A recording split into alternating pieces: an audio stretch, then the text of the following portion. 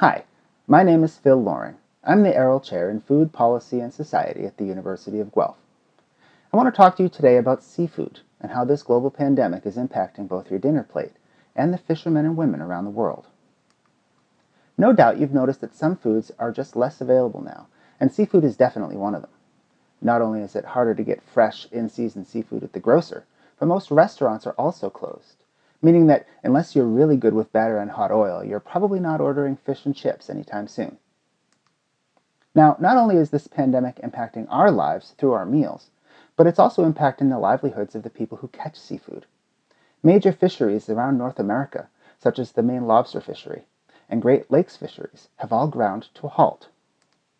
In Bristol Bay, Alaska, home to the world's largest wild sockeye salmon run, communities and tribal councils are calling for their fishery to be closed. And the Ontario Commercial Fisheries Association, who represents commercial fishers on the Great Lakes, recently called this a matter of survival for fishing families in small communities in Ontario. So there are challenges, no doubt, but there are many fishers out there who are trying their best to adapt, to find new and alternative ways to get their fish to you and your family. Many small-scale fishers, for example, who previously catered to restaurants, are finding their inboxes overwhelmed by individuals wanting to buy their seafood direct, and they are doing what they can to fill these orders. The fishers who are leading the industry in adapting to this challenge are those engaged in what we call community-supported fisheries, or CSFs. CSFs are locally operated and organized individuals or groups of fishers who have opted out of the mainstream ways of getting seafood into stores. Instead, they take over the entire supply chain. They catch it, they clean it, and in many cases they distribute it right to your door.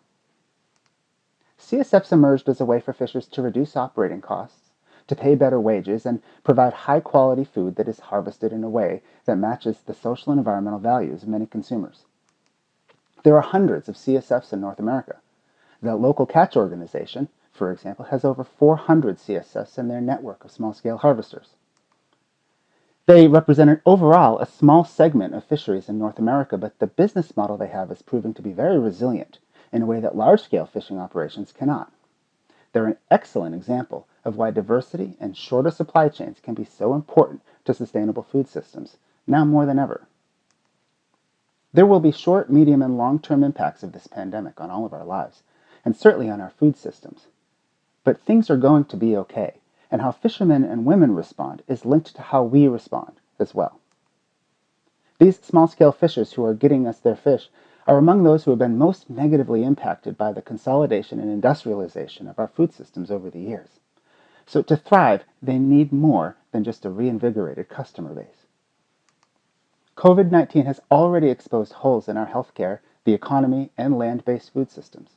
Perhaps the disruptive power of this pandemic, in combination with how seafood producers are adapting, will create a space for a more resilient model of fisheries and community food systems to emerge.